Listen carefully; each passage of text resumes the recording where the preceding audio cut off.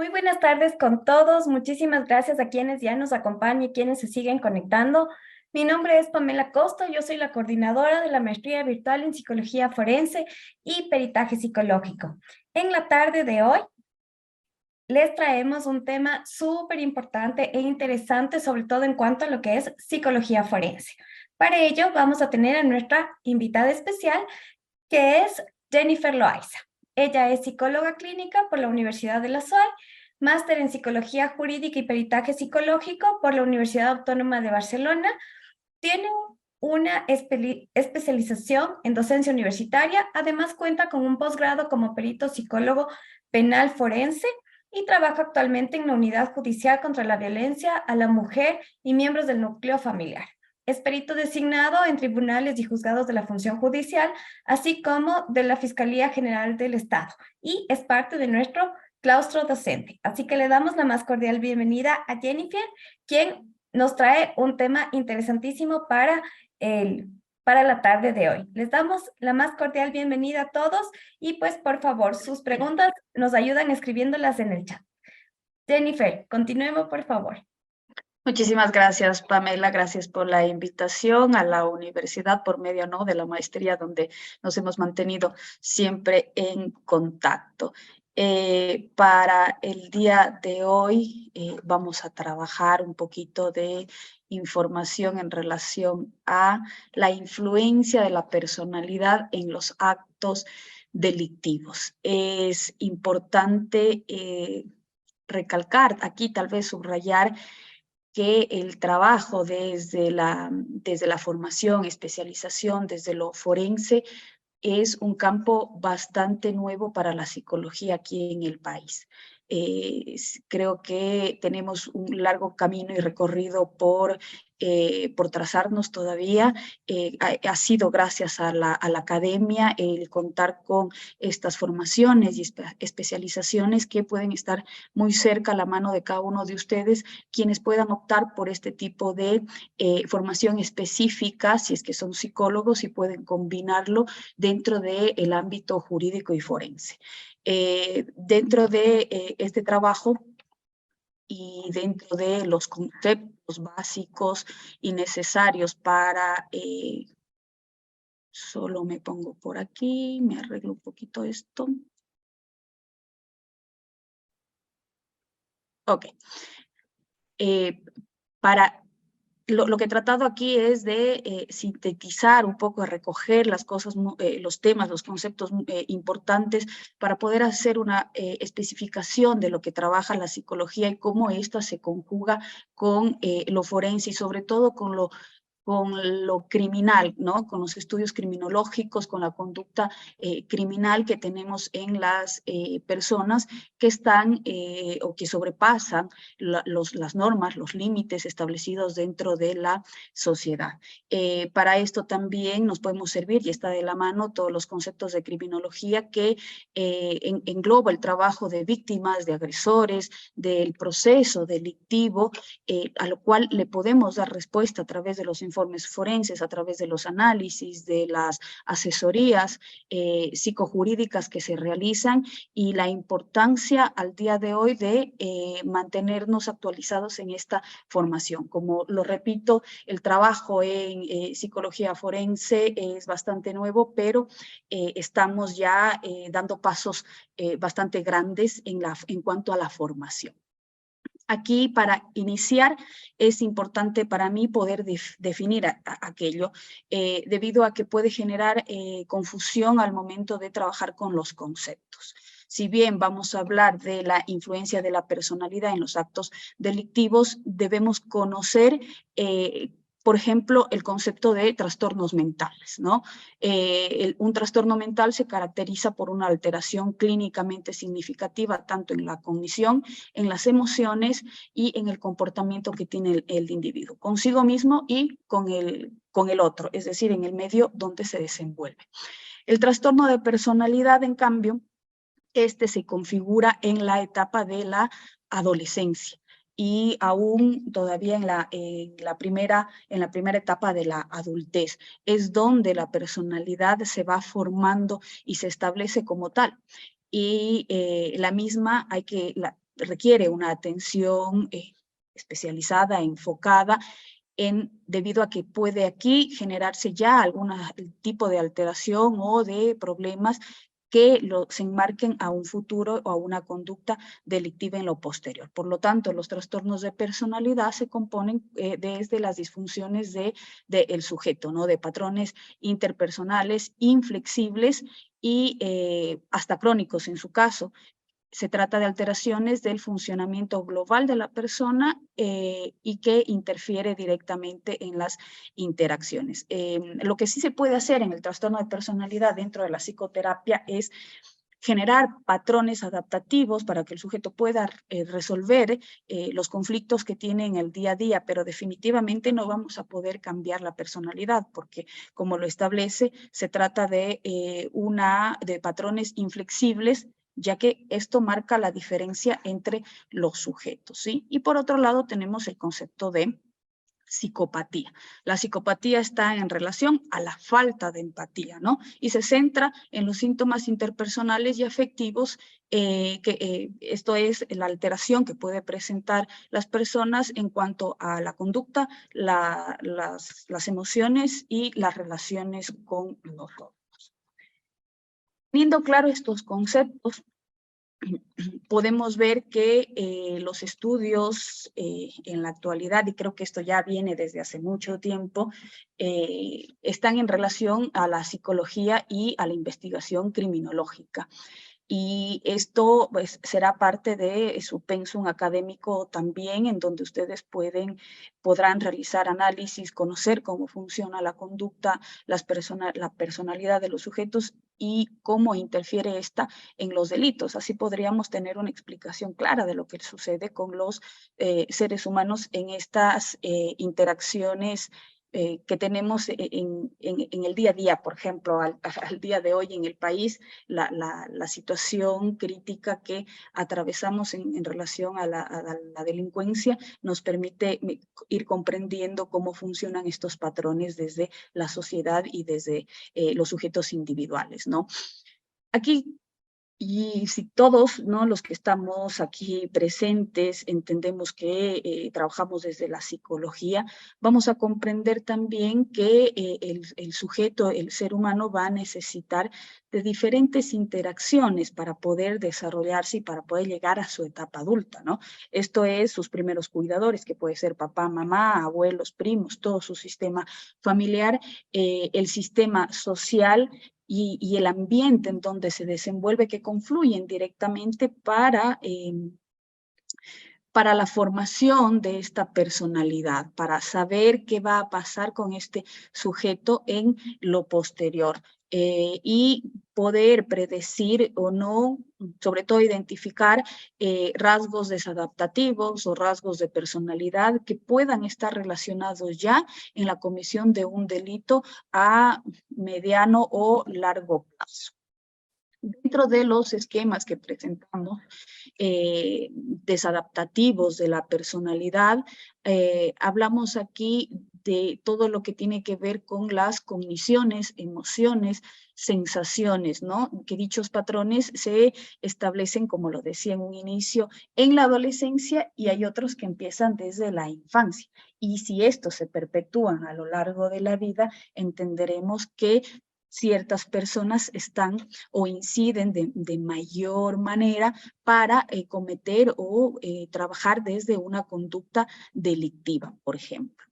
Estos esquemas desadaptativos, ¿cómo crecen o cómo los vemos? Dirán ustedes en qué momento los identificamos, ¿no? Pero son estos patrones que están ahí desde el recuerdo, desde las emociones, desde las creencias, sentimientos y sensaciones que se desarrollan, que se van esquematizando en el sistema familiar donde crece el sujeto.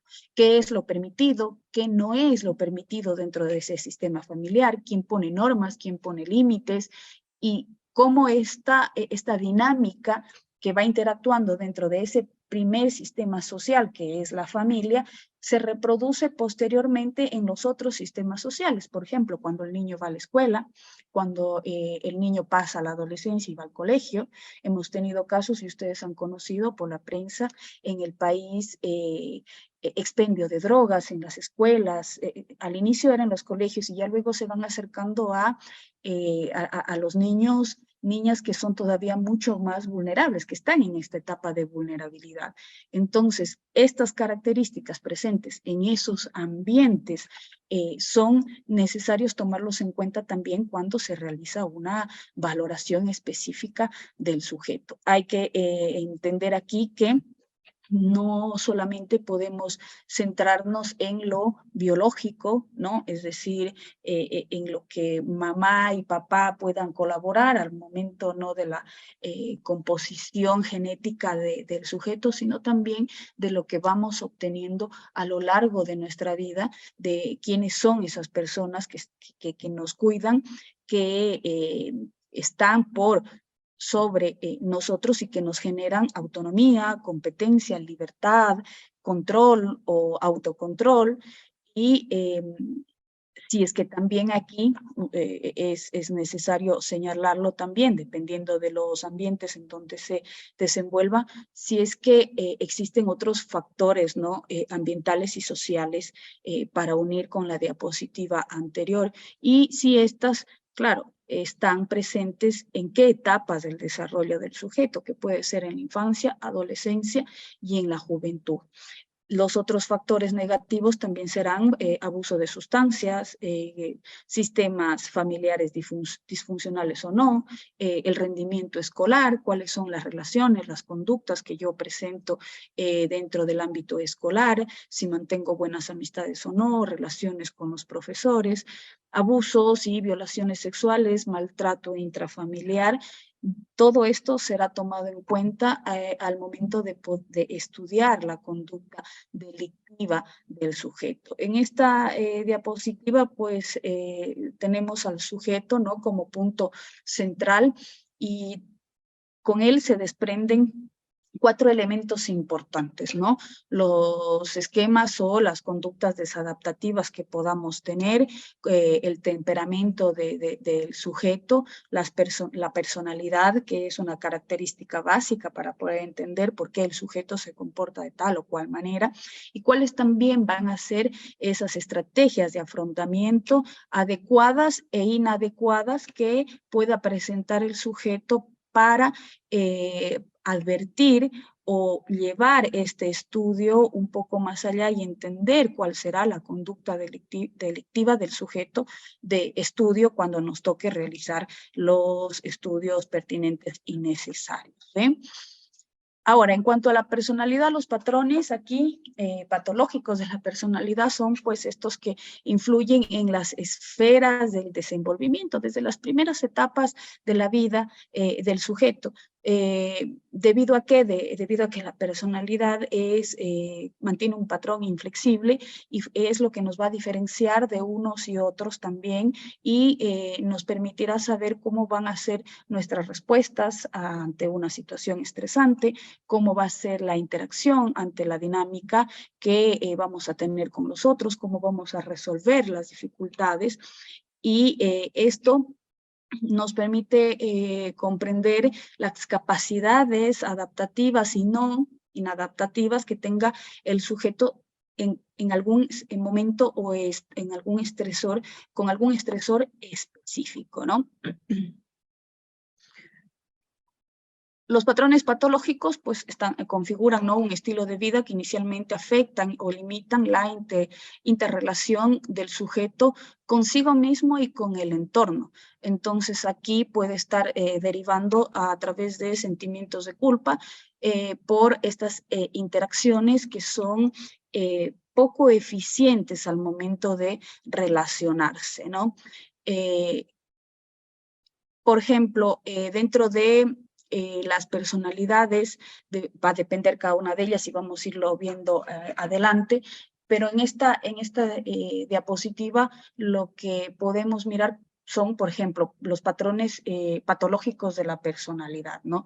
Y esto generará labilidad emocional, ¿no? Inestabilidad emocional, escasa flexibilidad o adaptación a las situaciones y tendencia a generar círculos viciosos, es decir, volver a repetir estas conductas que no se han desaprendido, sino que son las que nos sostienen y nos mantienen para generar conductas desadaptadas o para llevar a cabo un acto delictivo en su momento. El ámbito penal va, en este caso específico, ¿no? En cuanto a temas de criminología, el ámbito penal o las leyes van muy relacionadas con la psicología, porque aquí hay que entender, tenemos dos conceptos, ¿no? De conducta antisocial, que es la conducta en donde el sujeto no tiene normas, límites, no respeta a los otros, hay una intromisión del espacio y la privacidad del otro, y por el otro lado tenemos ya desde la parte legal la conducta criminal, que ya específicamente se centra en hablar de la conducta, de la falta de normas y reglas, ¿no? De la falta de límites, de ir mucho más allá y transgredir a una persona y que esto sea penado a través de lo judicial. Entonces, aquí podemos establecer que los esquemas maladaptativos constituyen el principal factor de riesgo para una reincidencia delictiva. Esto es, que si no se da una atención temprana en el momento adecuado de un apoyo terapéutico, psicológico, de acompañamiento, efectivamente estas conductas, las conductas delictivas nuevamente van a ser fácilmente repetidas. ¿Por qué? Porque es un patrón que se aprendió, que probablemente en el medio donde se desenvuelve el sujeto era parte de la sobrevivencia y es esa forma que el sujeto va a aprender a comportarse a lo largo de su vida. Sobre todo si conocemos que el ambiente familiar o el espacio social donde se desenvuelve el sujeto mantiene estas conductas, pues entonces es un proceso, como un patrón adicional que permite que éste sea reincidente una y otra vez en el mismo medio, porque al final es el medio que todos, o el mecanismo que todos utilizan para poder desenvolverse. Dentro de los rasgos de las personalidades que son más predominantes para los actos delictivos, pues tenemos los trastornos de personalidad que coincide con personalidades antisociales, límites, paranoide, narcisista, como los más frecuentes que estudia la psicología forense y las investigaciones criminales. Vamos prestando atención a estos porque los vamos a dividir de acuerdo a los clústeres y así vamos a entender cuáles son un poquito las dinámicas y comportamiento de cada uno de ellos. Y en el caso del grupo A, por ejemplo, de los personalidad paranoide, esquizoides, tipo esquizotípico y evitativo, al tener un comportamiento de naturaleza aislada y retraída, presentan un menor riesgo de presentar conductas delictivas de manera voluntaria, es decir, que sean ellos mismos quienes configuren estos actos de violencia contra las otras personas, ¿sí?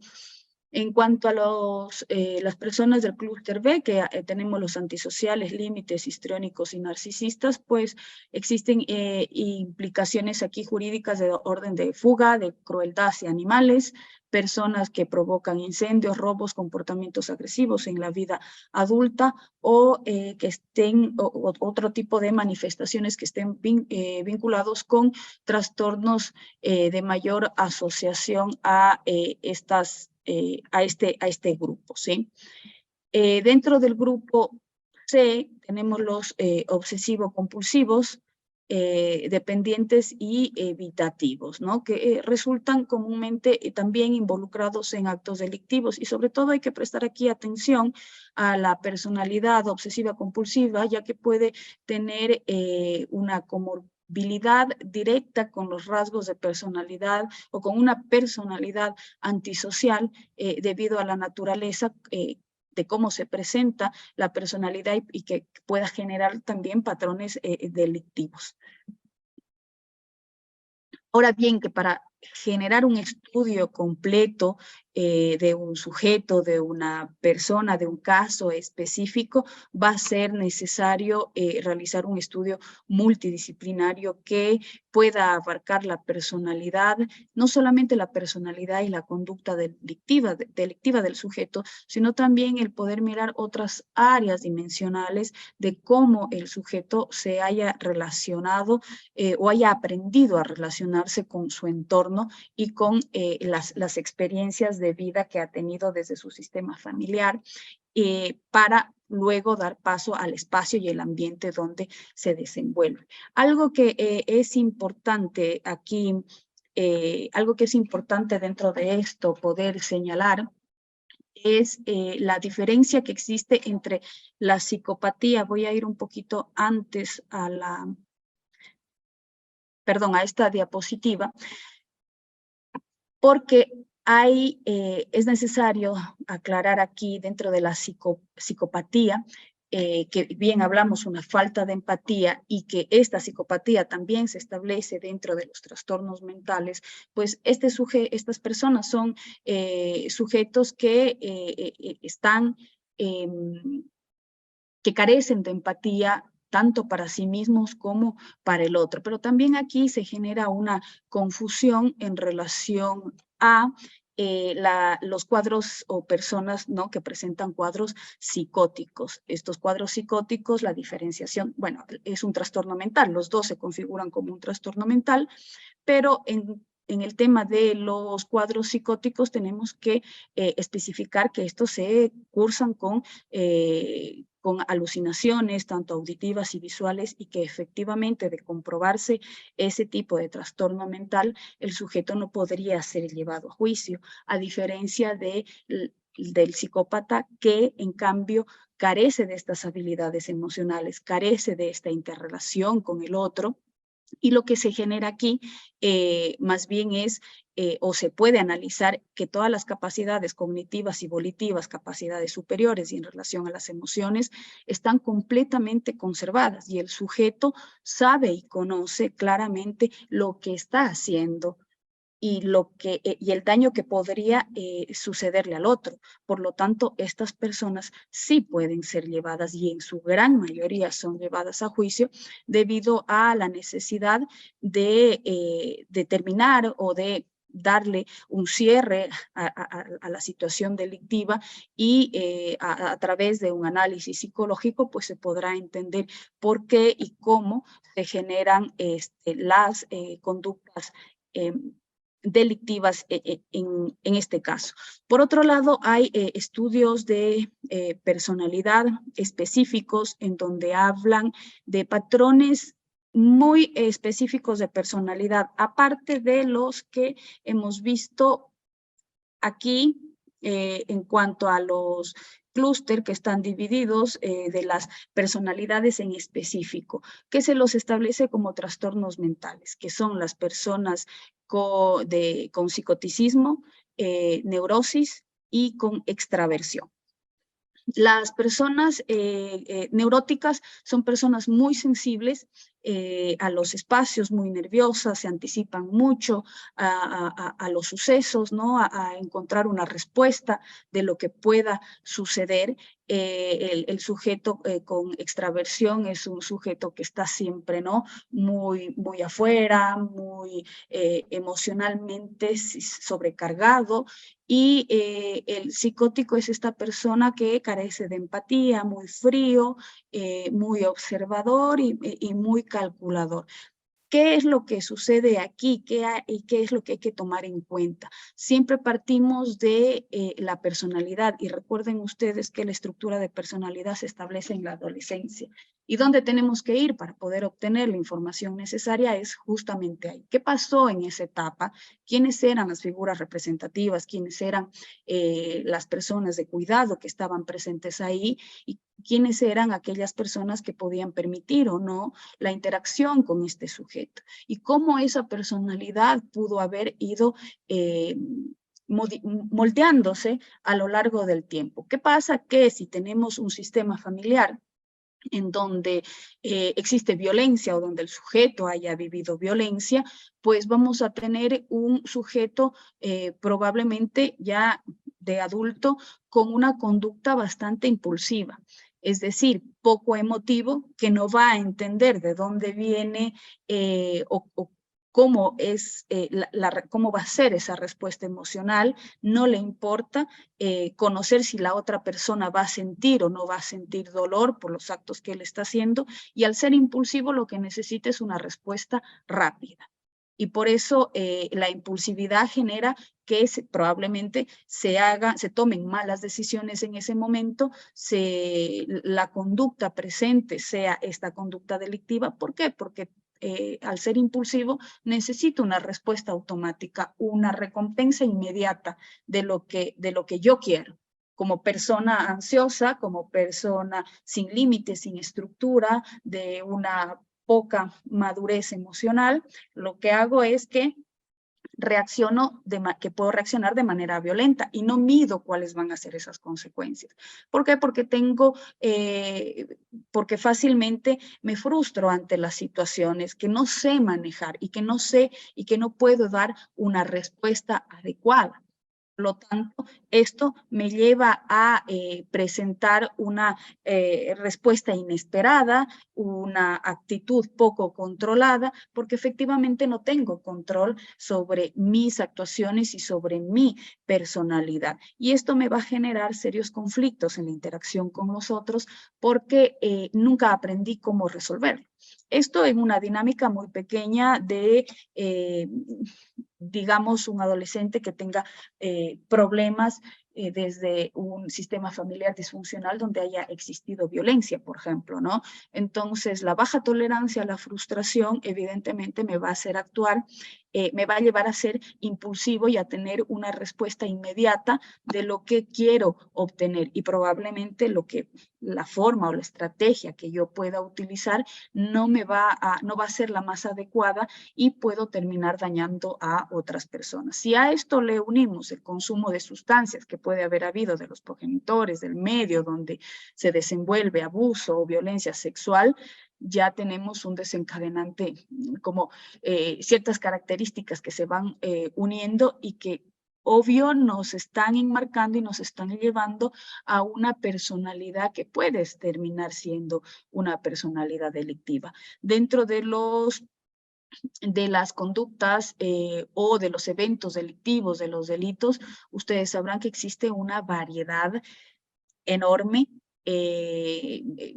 asesinos en serie que no los tenemos aquí, pero lo común en nuestro país al día de hoy, ¿no? Es el robo, es el sicariato, y más o menos centrándonos en esas personalidades de los sujetos que vemos en televisión, que están envueltos en problemas de narcotráfico y de actividades ilícitas por ese lado, pues podemos ir entendiendo cómo surgen estas conductas, y esto está relacionado a la personalidad, a cómo esta personalidad se pudo haber formado en esta adolescencia. Y luego, si miramos ahí, podemos ir analizando cuáles son los rasgos de personalidad que se iban ubicando ahí, dependiendo del ambiente donde se desenvolvía. También podemos mirar cuáles son aquellos trastornos mentales que están confluyendo en el sujeto para avivar de alguna forma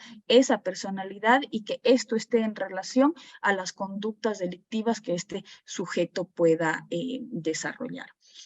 Esta es mi intervención hasta aquí. No sé si alguien tal vez tenga alguna pregunta, alguna duda. Pame, si es que usted me ayuda. Jennifer, muchísimas gracias. Creo que ha sido bastante explícita en la explicación, pues ya sabemos entonces que hay esquemas desadaptativos para que se desarrolle una conducta delictiva, en los cuales intervienen lo que son los factores biológicos, ambientales, sociales, psicológicos, porque tenemos que recordar que somos seres biopsicosociales. Así como también es importante recordar, bueno, estoy haciendo un breve resumen, ¿no es cierto?, de ciertas puntualizaciones que usted ha realizado, sobre todo que los esquemas desadaptativos, pues, lo que van a provocar es que posiblemente haya mayor reincidencia de un delito, así como también otra de las partes más importantes es sobre todo tomar en cuenta el desarrollo de la niñez y adolescencia de quienes cometen actos delictivos, porque no es solo de, bueno, tenemos muchas variables, ¿no es cierto? Pero no es solo de tomar como que sí, es un delincuente y listo, sino también hay que tomar en cuenta todos estos factores y sobre todo su desarrollo. Recordemos que desde el DSM-5 ya tenemos, ¿no es cierto?, ciertas puntualizaciones que nos hacen ya para ir viendo cómo una persona, desde que tiene en su niñez y adolescencia, la preadolescencia y adolescencia, si hay problemas de conducta en donde transgrede las normas sociales, entonces vemos que una posible salida para eso va a ser las conductas delictivas si no hay. En este caso tenemos dos preguntas, Jennifer, que nos han llegado al chat. La primera, eh, la primera que nos dice: buenas tardes, ¿podríamos considerar que los factores que pueden llevar a delinquir o a que una persona tienda a convertirse en delincuente son factores biológicos, psicológicos y sociales? Creo que ya respondimos, pero le dejamos a nuestra experta. Muchas gracias, Pame. Sí, justamente todos estos factores tienen una correlación entre sí. Como explicaba al inicio, no solamente son los factores biológicos en cuanto a los genes que se fusionan entre papá y mamá para el sujeto poder nacer o desarrollarse biológicamente, sino también la parte ambiental y social. Social, como lo explicaba, desde su relación con su sistema familiar primario. La gente que vive en casa, quienes son los cuidadores específicos que están a cargo del niño, quienes van educando a través de su experiencia, estableciendo normas y límites para ese sujeto. Y luego lo ambiental, que es en donde me desarrollo yo dentro de ese espacio, barrio, ciudad, a la escuela que voy, con quien comparto las actividades y con quién más me relaciono y cómo voy aprendiendo y moldeando mi personalidad en base de esas experiencias previas que el sujeto adquiere a lo largo de su vida.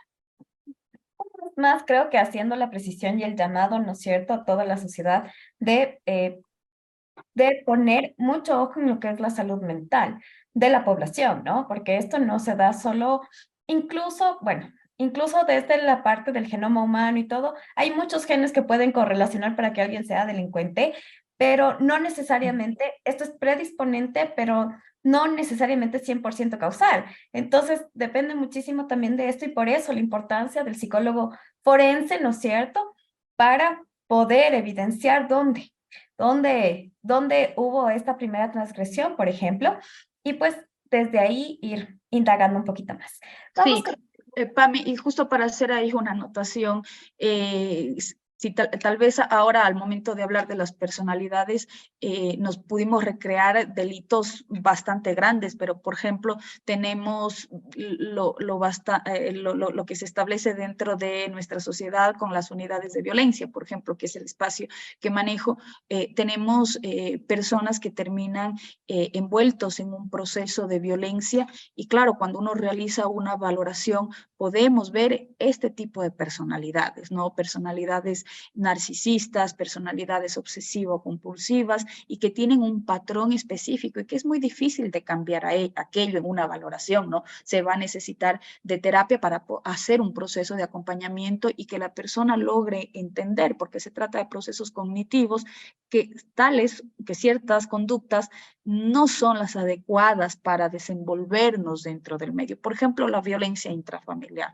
Se termina normalizando, ¿no? Y se repiten esos patrones y ahí es donde nuevamente lo miramos, ¿no? Lo aprendemos desde la observación, desde replicar esas conductas. Entonces, en algo así pequeñito como es la violencia intrafamiliar dentro del sistema familiar, la repercusión y el alcance que tiene, imagínense ustedes pues los delitos mayores, ¿no? De mayor impacto social, en donde haya otro tipo de factores que intervengan como consumo de sustancias, armas, no sé, abusos sexuales, violaciones, agrava más y la problemática, ¿no? Va en aumento. Entonces, ahí sí es la necesidad de ir corrigiendo esas conductas o poder advertirlas y mirarlas y trabajarlas desde lo más temprano posible. La psicología tiene el campo de la prevención también, ya el psicólogo forense justamente llegamos a hacer ese análisis que se relaciona con la parte legal. Efectivamente, muchísimas gracias.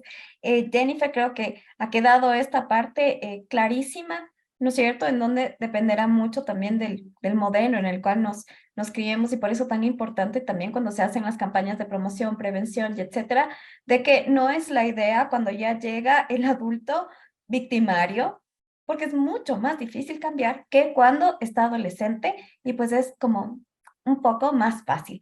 No quiere decir que con esto sea facilito y que de un día al otro cambiamos las conductas, pero es mucho más fácil, ¿sí?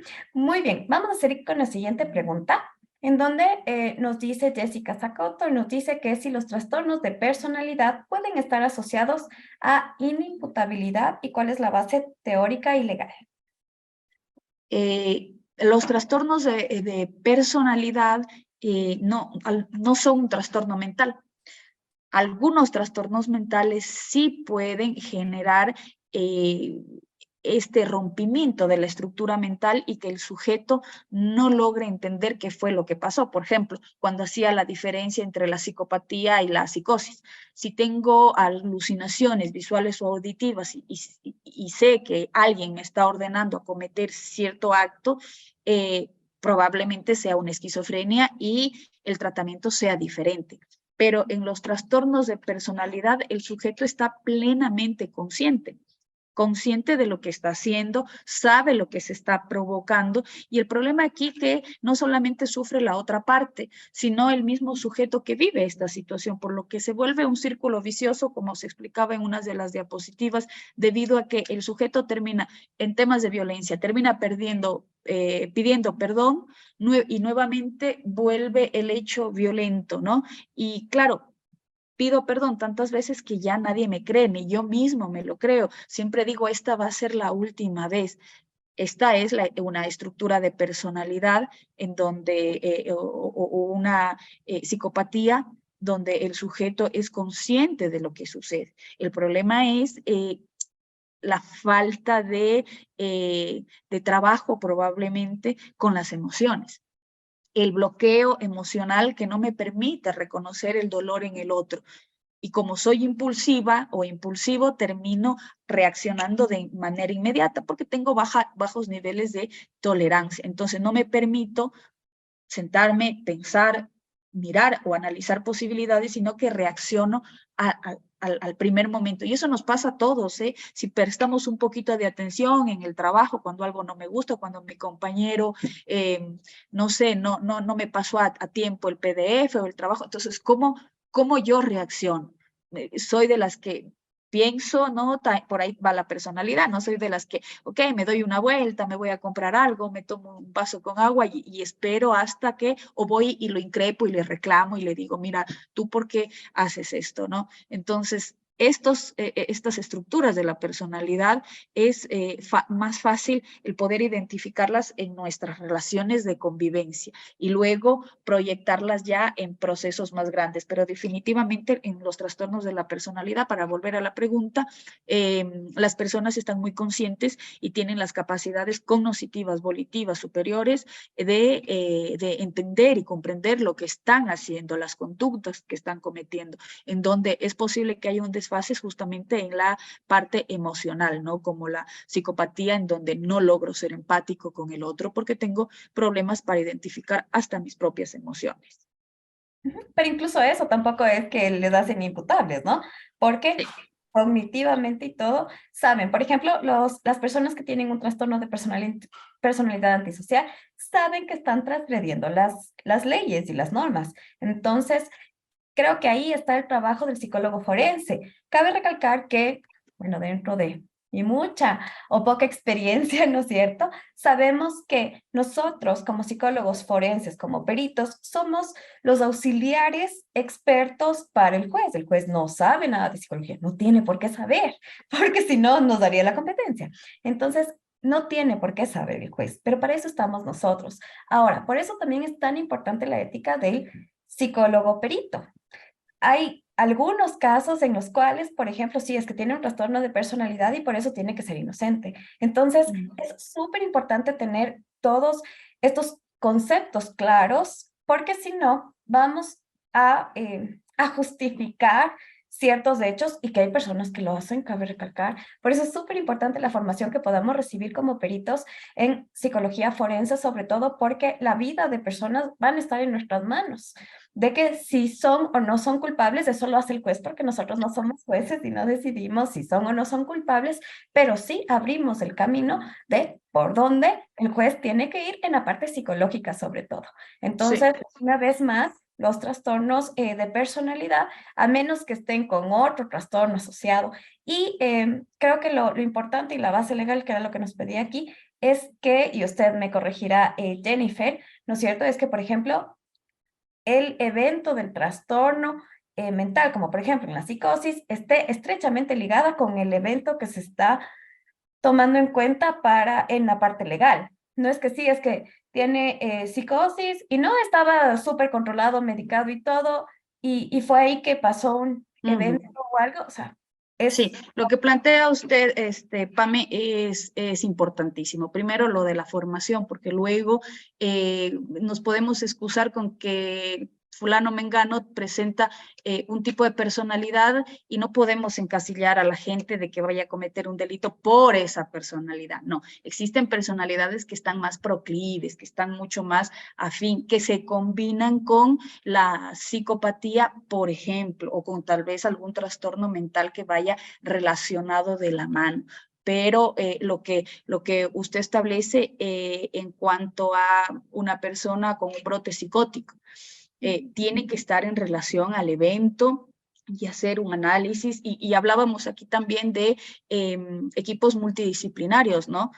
No solamente entra el psicólogo, sino ya entraría el psiquiatra, la casa de salud, donde hizo una intervención o una estadía para su tratamiento. Intervienen ya otros profesionales que pueden ir ayudando a aclarar de mejor manera la situación, tanto desde el delito con los abogados, como la parte de salud mental, que es donde nosotros nos ocupamos del otro lado, ¿no? Entonces, no se puede estigmatizar por temas o por personalidades o por trastornos de personalidades, porque se tiene una solución viable como la psicoterapia, en donde se puede trabajar y el sujeto puede hacer consciente lo que está sucediendo, y definitivamente las personas que tengan un trastorno de personalidad, y tal vez no va a ser un trastorno, porque todos tenemos un tipo de personalidad, con algunos rasgos más acentuados que otros, eso es lo que va a variar, pero si hablamos exclusivamente de trastornos de personalidad, las personas están completamente en su juicio para entender lo que sucede y pueden ser llevadas a juicio sin ningún problema, a diferencia de los psicóticos o trastornos mentales específicos que influyan directamente en el cometimiento del delito. Por ejemplo, una esquizofrenia, que no es lo mismo, que está muy distante con los trastornos de tipo afectivo, por ejemplo, que tienen otra mirada y otro tratamiento, ¿no? Dentro de los procesos de investigaciones y de informes periciales que llevamos a cabo los psicólogos. Muchísimas gracias, Jennifer. Bueno, creo que con esto ya quedó clarísimo que no necesariamente el hecho de tener un trastorno mental no necesariamente significa que haya inimputabilidad. Es súper importante tomar en cuenta la conexión con el evento como tal. Y aquí nos pide otra persona que está por ahí súper atenta. Nos dice que sí, por favor, podríamos repetir la parte en donde se habla de la diferenciación entre psicópata y psicopatía, aunque no sé si es psicópata y psicopatía, sino más bien entre lo que es Sí, una patología y psicopatía. la psicosis y la psicopatía era de lo que hablábamos.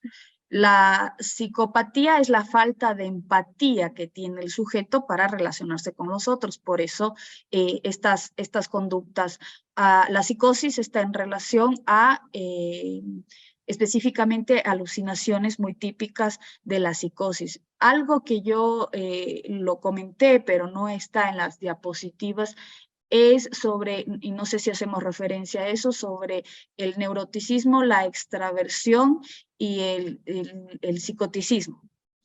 La neurosis. Ujú. Sí, entonces esos tres son, se los mira y se los estudia al día de hoy como trastornos mentales que influyen directamente en la relación y la interacción con el otro. Y cada uno de ellos, al presentar su propia característica, pues podemos mirar en sujetos que tienen una baja tolerancia a la frustración, por lo tanto voy a ser impulsivo y al ser impulsivo soy reactivo al momento que tengo que responder. Y no mido cuáles van a ser las consecuencias, sino que simplemente cometo tal acto, tal acción y me olvido de que puede haber una repercusión negativa. Lo que está en relación a y todos estos tres van a tener problemas justamente en el estado emocional, ¿no? En la poca estructuración o en el poco trabajo desde los estados emocionales para comprender qué me sucede a mí y qué puede sucederle al otro, sin anticipar aquella respuesta y termino matando, por ejemplo, o termino golpeando a la otra persona porque me siento atacada. Ujú. No sé si por ahí quedó más claro.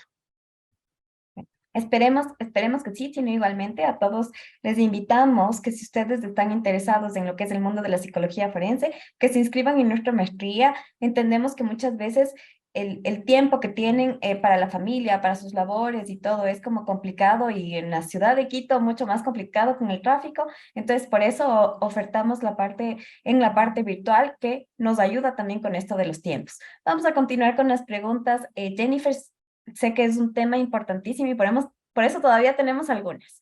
Vamos, Ok. lo que nos preguntan acá es que si desde su conocimiento, si el Ecuador posee una lista en donde se establezcan los trastornos asociados a la inimputabilidad. Eh, yo pienso que legalmente existe un trastorno específico, pero al no ser abogada no tengo, ¿no? Como el artículo ahí en mente, pero por ejemplo ha pasado muchos casos en la ciudad de Cuenca de femicidios, por ejemplo, ¿no? En donde los hombres son procesados por esto y en algunas ocasiones, tal vez en dos procesos, se quiso hacer parecer ante el tribunal que el sujeto ¿no? Que la persona que estaba siendo procesada en ese momento padecía de un trastorno mental que probablemente no lo llevaba a permanecer en la cárcel, sino a cumplir condena en un centro en una casa, ¿no? de salud. Pero sé que hay un trastorno en específico, me parece que es algún tipo de esquizofrenia, pero luego dentro de ese caso se hicieron valoraciones psicológicas, pero una cosa es levantar un informe pericial y la otra es poder sustentarlo en audiencia. Entonces, cuando se hizo esta presentación del informe en audiencia y el perito se sometió al interrogatorio y contrainterrogatorio, es donde quedaron muchos cabos sueltos y de eso, pues los abogados se pudieron tomar y los señores jueces entendieron de que se estaba falseando la información, ¿no? Ahí es cuando se trae todo el bagaje de expertos, en donde cada uno empieza a hablar desde su ámbito y es importante colaborar con la información lo más precisa posible para no tener dificultades en lo posterior. Ujú. Muchísimas gracias, Jennifer. Bueno, efectivamente yo tampoco de lo mucho o poco que sé, como le digo, no sé que no hay algo así como específico y creo que esto también es importante porque así no etiquetamos a las personas y no nos sesgamos.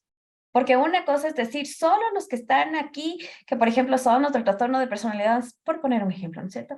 Los de trastorno de personalidad antisocial, quienes tienen un episodio psicótico agudo o breve o lo que sea, y si les vamos enlistando, tal vez nos sesgamos mucho. Entonces, dentro de lo que no existe, creo que es importante también sacarle la parte positiva, como esta, que no nos sesgamos y no estamos solo etiquetando, porque qué tal que alguien tiene otro trastorno, pero como no está en la lista, entonces no, pues no vale. Entonces, creo Y, que eso también es la ganancia, ¿no? sí, y tomar en cuenta que no solamente es el tipo de personalidad o de trastorno, sino también el sistema familiar, el ambiente con la cual compartimos y nos desarrollamos. Ya se hablaba de realizar valoraciones con equipos multidisciplinarios en donde podamos abarcar la mayor cantidad de información, porque ojo, tampoco de una sola valoración vamos a obtener un diagnóstico completamente preciso, sabiendo que el sujeto, que los seres humanos somos dinámicos y que estamos en ese constante cambio y evolución, algo diferente puede pasar, ¿no? Y justamente lo que usted establece, Pamela, como señalar a cierto tipo de personalidad o cierto tipo de enfermedad como la culpable de, nos deja muchos rangos por fuera de otro tipo de situaciones que puedan estarse, que puedan generar ciertas relaciones para las conductas delictivas. Entonces, el dejar esta posibilidad muy abierta le da la oportunidad al psicólogo clínico forense de explicar de la manera teórica, científica, cómo funcionan estos procesos y cómo se van adaptando para la condición de vida de cada sujeto, porque al momento de que nos ponemos a analizar personalidades, si bien hablamos de manera general, es diferente cuando tenemos a un sujeto al frente y nos toca ir indagando exclusivamente información de ese sujeto, de cuál fue su vida, su pasado, sus relaciones, que se va a diferenciar mucho del siguiente que vamos a tener. Entonces, ese espacio y esa apertura en cuanto a problemas, trastornos mentales o de personalidad que la manejamos necesariamente los psicólogos, nos da ese abanico de posibilidades de poder extendernos mucho más. Muy bien, Jennifer, muchas gracias. Vamos con la siguiente pregunta. Nos dice Jorge, ¿cómo es la demanda del servicio en nuestro país de la psicología en el contexto forense? La demanda ha ido creciendo exponencialmente.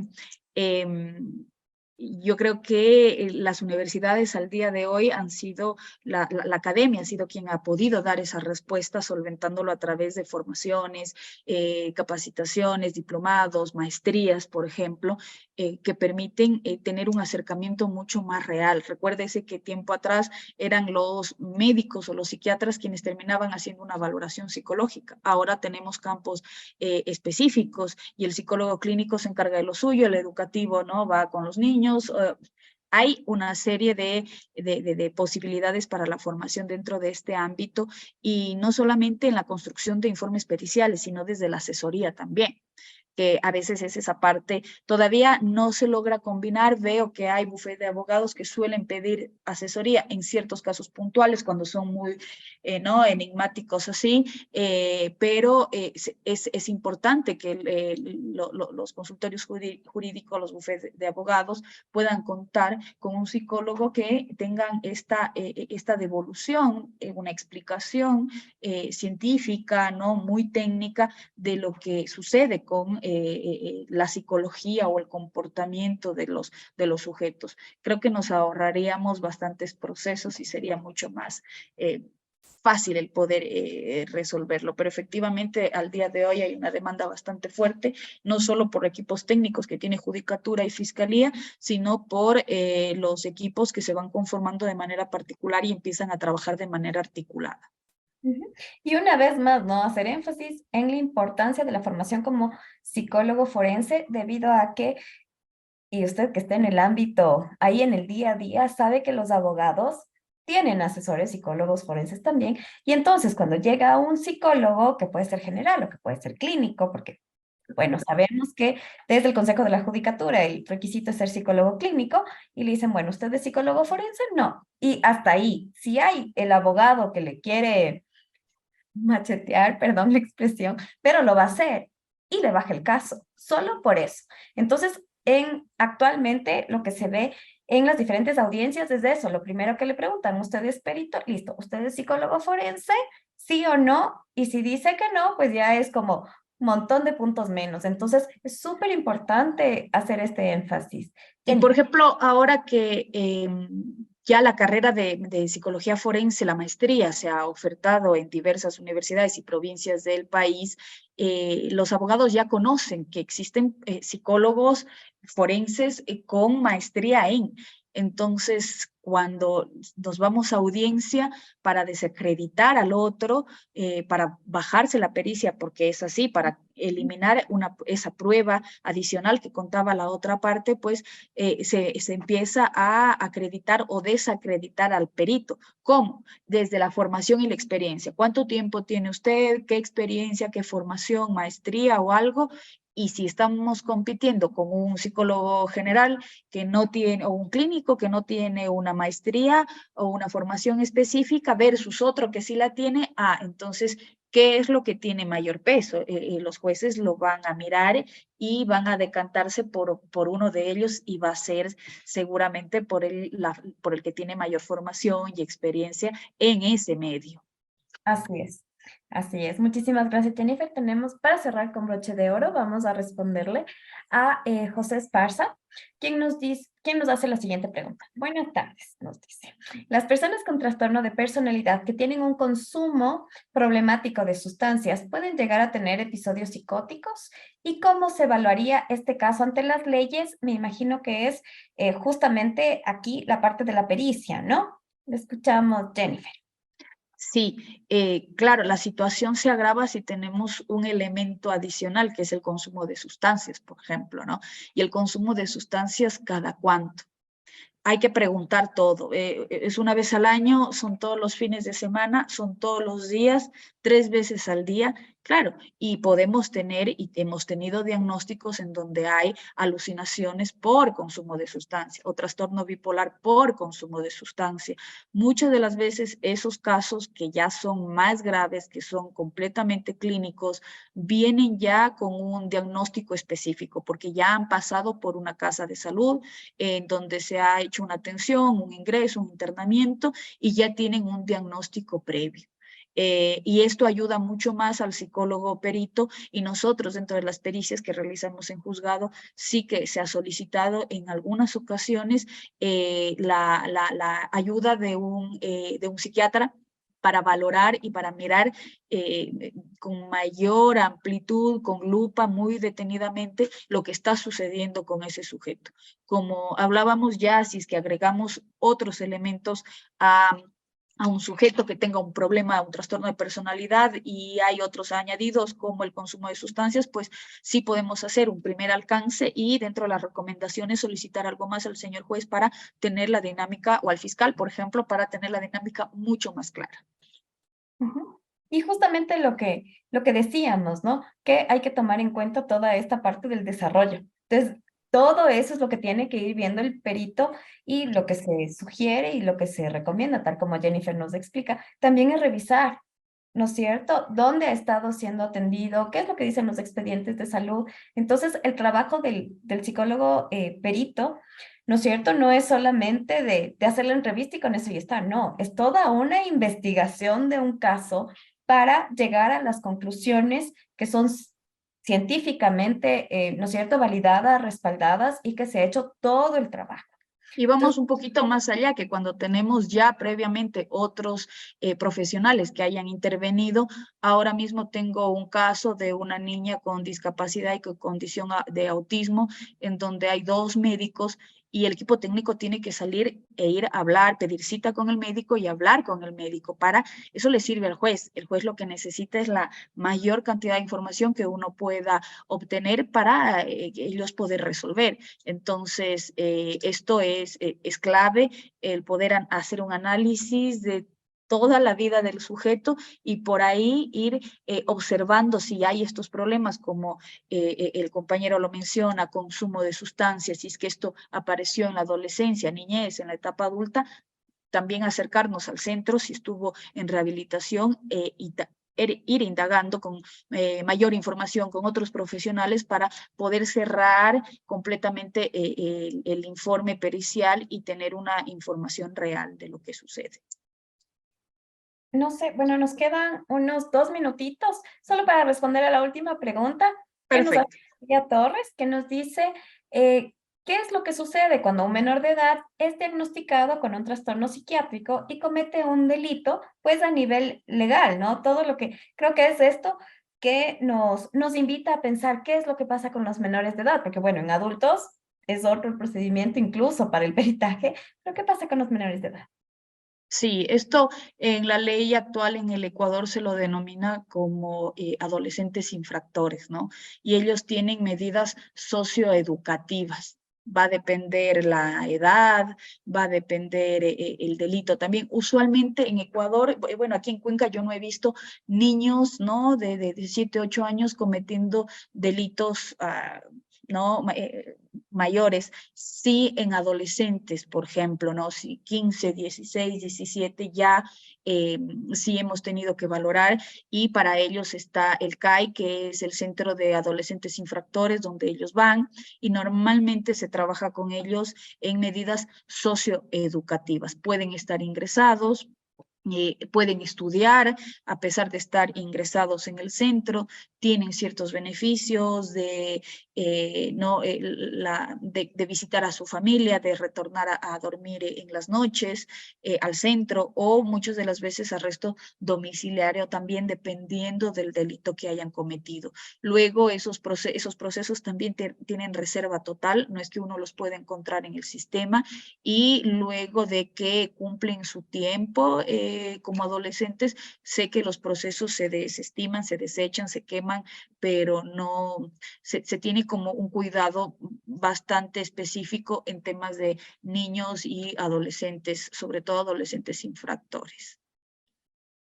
Muy bien, muchísimas gracias, Jennifer, por acompañarnos en la clase de hoy. Sí, sí, bueno, yo digo la clase del webinar de hoy, pero es una clase, bueno, de hecho sí, son nuestras clases virtuales y pues Jennifer lo sabe porque es parte de nuestro claustro docente. Entonces, la idea de las clases virtuales es también que nosotros hagamos todas las preguntas al experto, como a lo que ha pasado el día de hoy, para ir resolviendo todas estas dudas. Es por eso que les invitamos a inscribirse en nuestra maestría. Y pues una vez más le damos las gracias a Jennifer, a todos quienes nos han acompañado. Para las personas que se inscribieron y que han estado más del 70% en esta capacitación, porque es una capacitación, es una clase, van a tener un certificado de asistencia. Entonces, les agradecemos mucho a todos y les invitamos a que ustedes digiten el www.puse.edu.es y puedan ver todas las maestrías que se ofertan. Ahí está, en maestrías en línea, ustedes pueden encontrar la maestría en psicología forense y peritaje psicológico. Así que les agradecemos muchísimo a todos. Muchas gracias una vez más, Jennifer, que tengan una buena tarde y A esperamos ustedes, vernos en un futuro en nuestras aulas. Que seguro pasen. que sí. Muchas gracias. Hasta luego. Gracias. Chao, chao.